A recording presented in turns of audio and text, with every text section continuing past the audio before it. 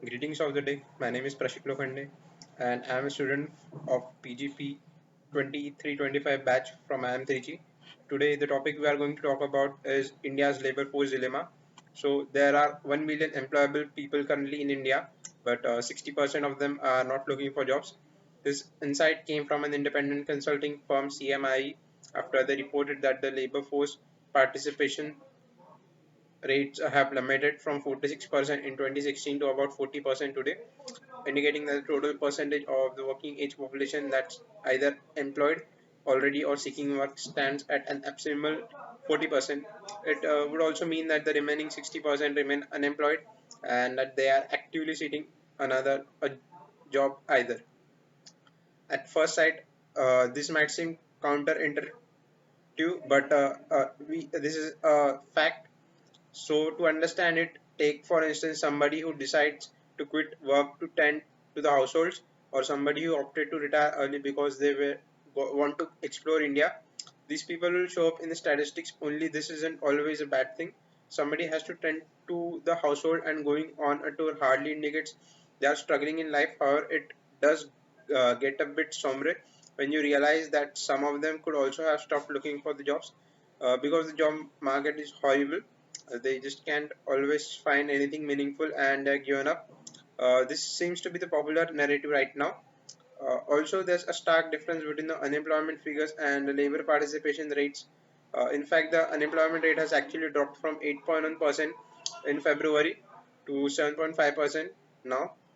So, how to explain this anomaly?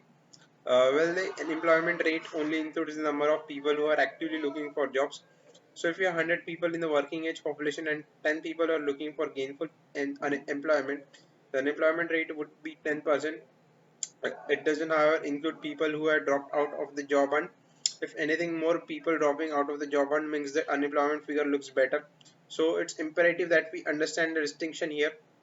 But that presents another interesting question. If so many people are dropping out of a workforce while being unemployed, why don't we have pandemonium on the streets? What's preventing a full-blown economic crisis? Well, usually things don't explode all of a sudden. Instead, we see progressive deterioration. For instance, we know for a fact that the total number of vulnerable households has been on the rise. Only 25% of the households in India had more than one working member in 2021, as opposed to 35% in 2016. So it's likely that they have been living on lower wages. Couple it with high inflation, and it's likely you'll start seeing more unrest as each day goes by. There's also the fact that the labor participation rates almost always tell you something about women in the country. When it's mostly women moving out of the workforce, and when they do so, they also forego a considerable degree of financial independence in the process. Now the government has come out very strongly denying these reports. They have contested CMI's conclusion. They cast aspirations on the research methodology and have also highlighted a bunch of other issues in the study. However, it must be noted that the current growth figures don't inspire a lot of confidence. It's incredibly hard for us as a country to keep absorbing large number of people coming of age each year.